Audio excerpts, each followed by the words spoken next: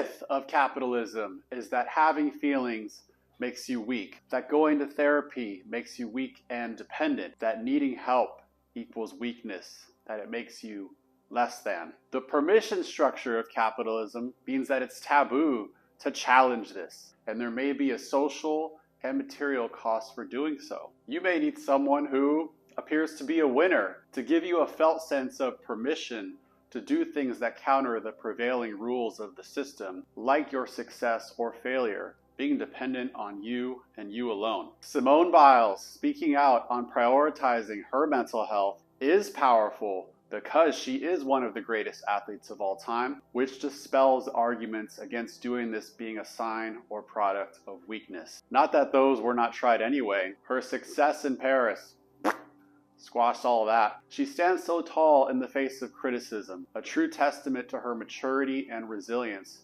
in ways that transcend sport. Biles said, "It's really important to use that support system and know they're there for you and not against you, because at the end of the day, us as humans, we hate asking for help. We think we can do it on our own, but sometimes we just can't. So use every outlet given to you."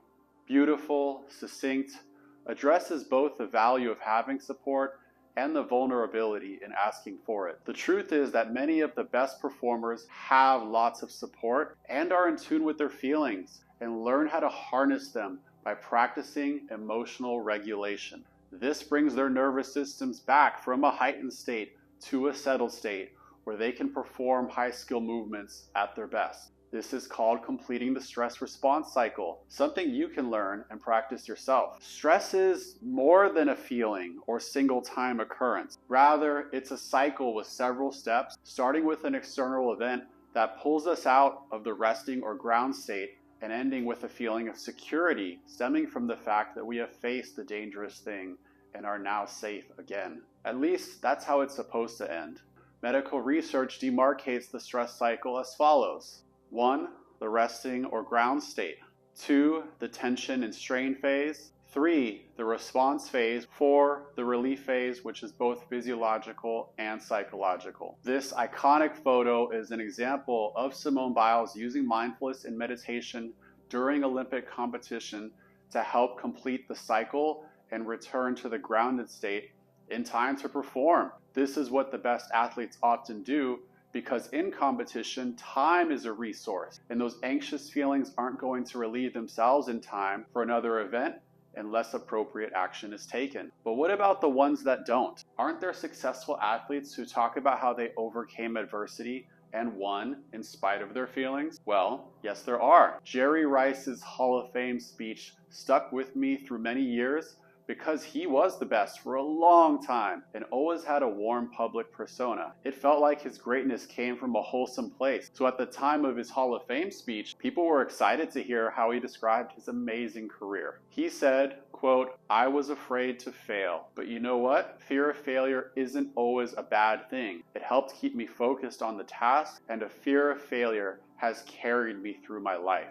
Well, that was unexpected and depressing. I thought greatness was a story of triumph and feeling amazing. 2024 Olympic boxer Morel McCain captured it well when she said, "I was at one time in those shoes where I was just like, it's do or die.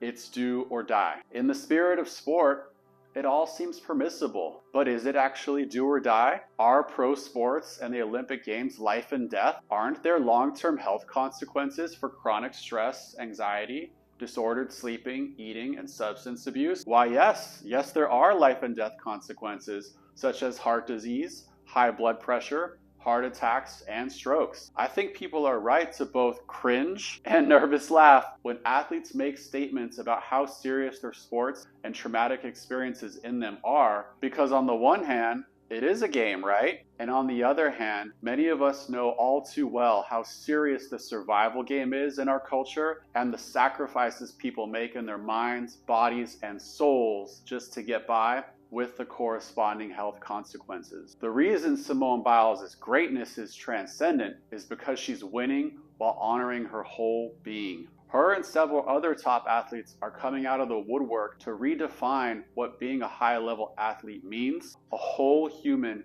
whose health and well-being is valued and integral to their gold medal abilities, not traded for it. A way of being that isn't sacrificing long-term wellness for short-term gain. Athletes who joyfully stand at the top of the podium while uplifting those around them and spreading that joy. An embodiment of wholeness that we could all learn from and practice in our own lives. You're probably not an Olympic athlete, so what can you learn from this? Anxiety, depression, disordered behaviors, and substance use are not limited to elite athletes. They are everyday occurrences for people like you and me just trying to be healthy, trying to cope with a very stressful work and or home life that brings you up into that tension and strain phase and might keep you there for a while or indefinitely if you don't have the space or tools to get relief. Tools learned from mental health professionals or by self-exploration into more healthful ways of completing the stress response cycle that are adaptive rather than maladaptive,